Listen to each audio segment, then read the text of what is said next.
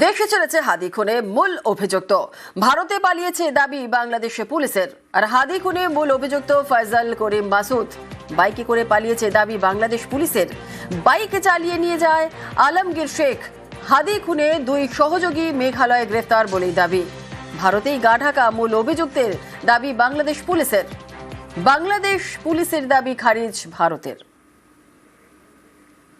Paltan থানাস্থ Bijoynagar box culvert এলাকায় motorcycle আরোহী দুর্বৃত্তের গুলিতে ইনকিলাব মঞ্চের মুখপাত্র জনাব শরীফ উসমান বিন হাদি গুলিবিদ্ধ হন। 18 ডিসেম্বর তিনি শাহাদাত বরণ করেন। ঘটনাস্থলে উপস্থিত ব্যক্তিদের দেওয়া তথ্য, সিসিটিভি ফুটেজ বিশ্লেষণ, ওপেন সোর্স ইন্টেলিজেন্স এবং তথ্য প্রযুক্তির সহায়তায় ঘটনার দিনই শুটার ফয়সাল করিম মাসুদ ওরফে দাউদ ওরফে রাহুল এবং তার সহায়তাকারী মোটরসাইকেল চালক মোহাম্মদ আলমগীর শেখকে শনাক্ত করা হয়। ঘটনাটি তাদের পূর্ব পরিকল্পিত ছিল। এই জন্য আসামিদেরকে চিহ্নিত করার পূর্বেই তারা সীমান্ত পাড়ি দিতে সক্ষম হয়। সীমান্ত পার করে ভারতের মেঘালয় রাজ্যে জনৈক পুত্তির নিকট হস্তান্তর করে মেঘালয় পুলিশের সাথে যোগাযোগ করে যেটি জানতে পেরেছি, তারা ইতোমধ্যে পুত্তি ও স্বামীকে গ্রেফতার করেছে।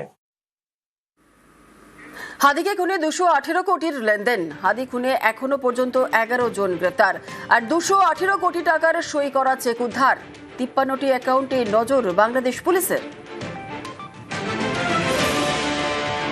তদন্তকালীন এ যাবৎ এ ঘটনা সংগঠনে পরিকল্পনায় অংশগ্রহণ, ঘটনায় ব্যবহৃত অস্ত্রগুলি লুকানোর সাথে জড়িত, ঘটনার মূল দুই হোতাকে পলায়নে সহায়তাকারী সহ মোট 11 জনকে আমরা গ্রেফতার করতে সক্ষম হয়েছি।